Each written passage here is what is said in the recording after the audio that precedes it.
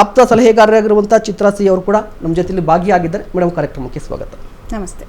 ಹೌದು, ಇಲ್ಲಿ ಮೇಡಮ್ ಮುಖ್ಯವಾಗಿ ಈ ಡ್ರಗ್ಸ್ ತಗೊಳ್ಕೊಳ್ಳುವಂಥ ಆ ಮನಸ್ಥಿತಿ ಹೇಗಿರುತ್ತೆ ಅಂತ ಹೇಳಿ. ಯಾಕೆ ಅಂತ ಹೇಳಿದ್ರೆ ನೋಡಿ, ಈಗ 10ನೇ ಕ್ಲಾಸ್ ಹುಡುಗ ಒಂದು ಚಾನಲ್ ನೋಡ್ತಾ ಇರ್ತಾನೆ, ಸಾಮಾನ್ಯವಾಗಿ ಪೇಪರಲ್ಲಿ ಓದ್ತಾ ಇರ್ತಾನೆ, ಡ್ರಗ್ಸ್ ಹಾನಿಕಾರಕ ಅಂತ ಇರುತ್ತೆ. 10ನೇ ತರಗತಿ ಓದ್ತಾರಂಥ ಯುವಕ ಗೊತ್ತು ಅವನಿಗೆ. ಬಟ್ ನಿಮ್ಗೆ ಸೀನ್ ಕಟ್ ಮಾಡಿದ್ರೆ ಕಾಲೇಜ್ ಲೆವೆಲಲ್ಲಿ ಬಂದರೆ ಆತ ಕೂಡ ಡ್ರಗ್ಸನ್ನು ತೆಗೆದುಕೊಳ್ತಾನೆ. ಅಂದರೆ ಏನು ಚೇಂಜ್ ಆಗ್ತಾ ಇದೆ ಅಂತ ಹೇಳಿ.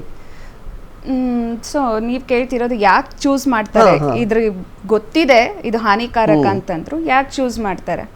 2 ಕಾರಣಗಳು, 2 ರೀತಿಲಿ ನೋಡಬೇಕು. ಮೊದಲನೇದಾಗಿ ಫಸ್ಟ್ ಟೈಮ್ ಯಾಕೆ ಚೂಸ್ ಮಾಡ್ತಾರೆ, ಸೆಕೆಂಡ್ ಟೈಮ್ ಒಂದು ಸತಿ ಅದು ಯಾವಾಗ ನನಗೆ ಅದು ಒಳಗೆ ಹೋಯ್ತೋ, ಸರ್ ಹೇಳ್ದಂಗೆ ಅದ್ರಲ್ಲಿ ಏನೊಂದು ನಶೆ ಅಥವಾ ಒಂದು ಡೋಪಮಿನ್ ಅನ್ನೋ ಕೆಮಿಕಲ್ ರಿಲೀಸ್ ಆಗುತ್ತೆ, ಅದೇನು ಪ್ಲೆಷರ್ ಇರುತ್ತೆ ಅದು ಡಿಪೆಂಡ್ ಮಾಡಿಸ್ಕೊಳ್ಳುತ್ತೆ. ಬಟ್ ಫಸ್ಟ್ ಟೈಮ್ ತಗೊಳ್ಳೋದಕ್ಕೆ ಏನು ಕಾರಣಗಳು ಅನ್ನೋದು ನಾವು ತುಂಬಾ ಚೆನ್ನಾಗಿ ತಿಳ್ಕೊಳ್ಬೇಕು. ಮೊದಲನೇದಾಗಿ ಪ್ಯೂರ್ ಪ್ರೆಷರ್ ಅಂತ ಹೇಳ್ತೀವಿ. ಅಂದ್ರೆ ಈಗ ಈ ಹೀರೋಗಿರಿ, ಮ್ಯಾಸೋಚಿಸಮ್ ಇದನ್ನೆಲ್ಲ ಮಾಡಿದ್ರೆ ಕಾಲೇಜ್ ಲೈಫಲ್ಲಿ ಬಂದ್ಬಿಟ್ಟು ನೀನು ಇದೆಲ್ಲ ಒಂದು ಲೈಫಲ್ಲಿ ಟ್ರೈ ಮಾಡಲಿಲ್ಲ ಅಂದ್ರೆ ನಿಂದು ಒಂದು ಲೈಫಾ? ಸೊ ನಾನು ಎಲ್ಲರ ಒಂದು ಗುಂಪಲ್ಲಿ ನಾನು ಇದೀನಿ, ಇಲ್ಲ ಅಂತಂದ್ರೆ ನನ್ನ ಗುಂಪಿಂದ ಹೊರಗೆ.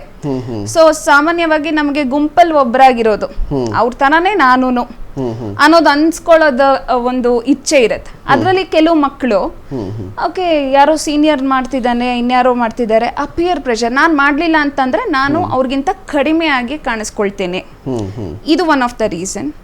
ಕ್ಯೂರಿಯಾಸಿಟಿ ಹೇಗಿರುತ್ತೆ ನೋಡಿ, ಹೇಗಿರುತ್ತೆ ಈಗ ಮೀಡಿಯಾಗಳಲ್ಲೆಲ್ಲ ಬಹಳ ವೈಭವೀಕರಣದಿಂದ ಏನು ಸಿನಿಮಾಗಳಲ್ಲಿ ಅಲ್ಲಿ ಇಲ್ಲಿ ಎಲ್ಲ ತೋರಿಸಿದಾಗ ಹೌದಾ ಹೀಗೆ ಆಗತ್ತಾ, ನಾನ್ ತಗೊಂಡ್ರು ಇಂಥದೇ ಒಂದಿರತ್ತಾ, ಒಂದ್ಸತಿ ತಗೊಳ್ಳೋದ್ರಿಂದ ಏನಾಗತ್ತೆ ಅನ್ನೋಂತಹ ಒಂದು ಕ್ಯೂರಿಯಾಸಿಟಿ.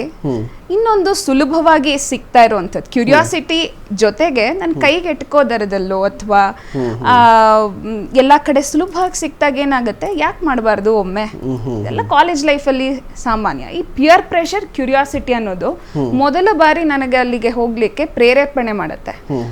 ಒಂದು ಸತಿ ನಾನು ಅದನ್ನ ತಗೊಂಡ ನಂತರದಲ್ಲಿ ಎಲ್ಲ ಯಾರ್ಯಾರ ಬಯೋಲಾಜಿಕಲ್ ಸ್ಟ್ರಕ್ಚರ್ ಹೇಗಿರುತ್ತೆ ಅದ್ರ ಬೇಸ್ ಮೇಲೆ ಕೆಲವ್ರಿಗಂತೂ ಆ ಮೊದಲನೇ ಸತಿಯಿಂದಾನೇ ಡಿಪೆಂಡ್ ಆಗ್ಸೋ ಹಾಗೆ, ಅಂದ್ರೆ ನನಗೆ ಆ ಪ್ಲೆಷರ್ ಆಯ್ತಲ್ಲ ಅದೇ ಅನುಭವ ಮತ್ತೆ ಬೇಕು, ಸರಿ ಮತ್ತೆ ತಗೊಳ್ಳೋಣ, ಮತ್ತೆ ಬೇಕು, ಇವತ್ತೊಂದು ದಿವಸ ತಗೊಳ್ಳೋಣ, ಮತ್ತೆ ಬೇಕು.